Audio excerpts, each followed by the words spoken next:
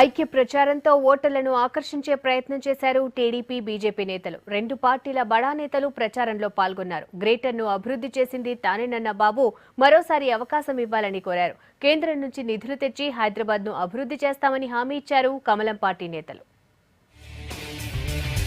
GHMC ఎన్నికల్లో గెలుపే లక్ష్యంగా జనంలోకి వెళ్లారు టీడీపీ బీజేపీ నేతలు. బీజేపీ తరపున కేంద్ర మంత్రులు, టీడీపీ తరపున ఏపీ సీఎం చంద్రబాబు ప్రచారం చేశారు.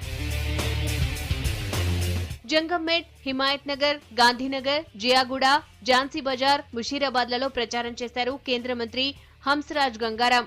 గోషామహల్, బేగం బజార్, గుడిమల్కాపూర్, వెంకటేశ్వర కాలనీలో మరో కేంద్ర మంత్రి బండారు దత్తాత్రేయ ప్రచారం చేశారు. సుభాష్ నగర్, భరత్ నగర్, పటాన్చెరులో రోడ్ షో నిర్వహించారు మాజీ కేంద్ర మంత్రి పురంధరేశ్వరి. కేంద్రంలో మోడీ సర్కార్ సహకారంతోనే హైదరాబాద్ అభివృద్ధి సాధ్యమన్నారు బీజేపీ నేతలు. డబుల్ బెడ్రూమ్ ఇళ్లకు కేంద్రమే సాయం చేస్తోందన్నారు.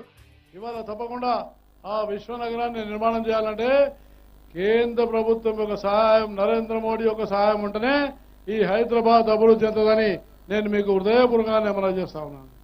అందుకనే ఇప్పుడు ముఖ్యమంత్రి గారు చెప్తున్నారు 2 పడకల గది. ఈ 2 పడకల గది ఇది రాష్ట్ర ప్రభుత్వం యొక్క పథకం కావచ్చు.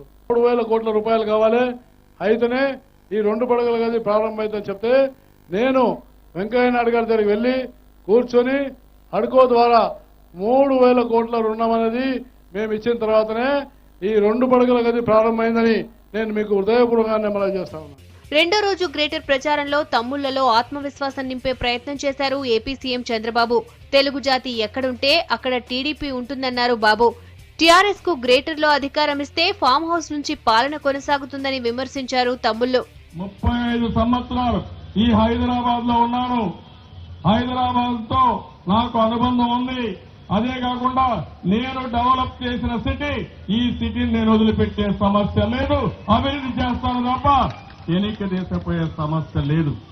లేని నాలుకలా కేసీఆర్ కుటుంబం మాట్లాడుతుంది. ఏ రోడ్డుగా పాట పాడేటువంటి మాట ఈ కేసీఆర్ కుటుంబం మాట్లాడుతుంది.